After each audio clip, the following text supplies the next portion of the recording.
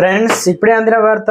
BRS 10 మంది ఎమ్మెల్యేలు రహస్య భేటీ, కాంగ్రెస్ లోకి బీఆర్ఎస్ కు షాక్ అంటూ వార్తలు అయితే వినిపిస్తున్నాయండి. ఆ విషయాలు చెప్పడానికి వీడియో చేయడం జరుగుతుంది. వీడియోను పూర్తిగా చూడండి, కంప్లీట్ ఇన్ఫర్మేషన్ అయితే మీకు అర్థమవుతుంది. చాలా మంది వీడియోస్ ఉన్నారు కానీ సబ్స్క్రైబ్ చేసుకొని మర్చిపోతున్నారండి. దయచేసి ఛానల్ సబ్స్క్రైబ్ చేసుకొని బెల్ ఐకాన్ ఆల్ పైన ట్యాప్ చేయండి. ఇటువంటి ఇంపార్టెంట్ ఇన్ఫర్మేషన్ మిస్ అవ్వకుండా మీ ఫోన్ నోటిఫికేషన్ రూపంలో వస్తుందండి.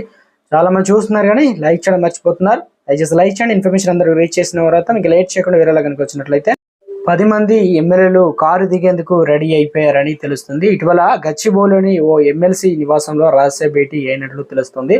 అనంతరం సమీపంలోని ఫంక్షన్ హాల్లో జరిగిన ఓ దావత్ కూడా అంతా కలిసి అటెండ్ అయ్యారని తెలుస్తుంది. భేటీలో కీలక అంశాలపై మాట్లాడుకున్న ఎమ్మెల్సీలు పనులు పూర్తి కావాలన్నా, ఎమ్మెల్సీ పదవి రెన్యువల్ కావాలన్నా పార్టీ మారాల్సిందేనని ఏకాభిప్రాయానికి వచ్చినట్టు తెలుస్తుంది. కేసీఆర్ సామాజిక వర్గానికి చెందిన 2 ఎమ్మెల్సీలు కావచ్చు ఈ దావత్లో ఆర్గనైజ్ చేసినట్టు తెలుస్తుంది. రంగారెడ్డి జిల్లా నుంచి 2, హైదరాబాద్ నుంచి 3, ఇక వరంగల్ జిల్లా నుంచి 3, కరీంనగర్ నుంచి 1తో పాటు మండలి చైర్మన్, వైస్ చైర్మన్ కూడా కాంగ్రెస్ లో చేరడం దాదాపు ఖాయమైంది. వాళ్ళే ఆర్గనైజ్ చేశారు. పార్టీ అధికారం కోల్పోవడంతో ఇటీవల జరిగిన పార్లమెంట్ ఎన్నికల్లో 15 చోట్ల పార్టీ 3వ స్థానానికి దిగజారడం, స్కామ్లు బయటపడుతుండడం, లిక్కర్స్ కేసులో అరెస్ట్ అయినటువంటి అధినేత తనయ కవిత తీహార్ జైల్లో ఉండడం, రోజుకు కుంభకోణం బయటికి వస్తుండడంతో బీఆర్ఎస్ నేతలు టెన్షన్ పడ్డారు.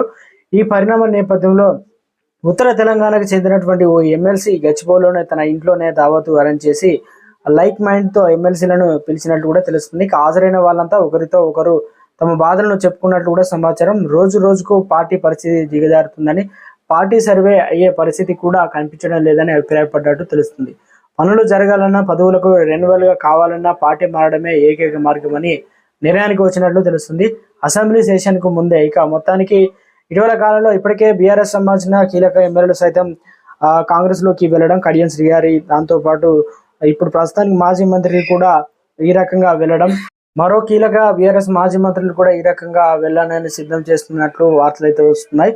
దాంతో పాటు ఎమ్మెల్సీలు సైతం ఇక రానున్న తొందరలోనే మనకు ఎన్నికలు అయితే ఉన్నాయి. ఏదైతే పంచాయతీ ఎన్నికలు, మళ్ళీ అసెంబ్లీలో తొందరలోనే కేబినెట్ విస్తరణ కూడా జరగబోతున్నాయి. ఇవన్నీ కూడా దృష్టిలో ఉంచుకొని కొంతమంది ఆల్రెడీ టచ్ లో ఉన్నట్లు కీలక 20 మంది ఎమ్మెల్యేలు కూడా మా పార్టీలోకి వస్తారనే విధంగా కాంగ్రెస్ నేతలు కూడా చెబుతున్నారు.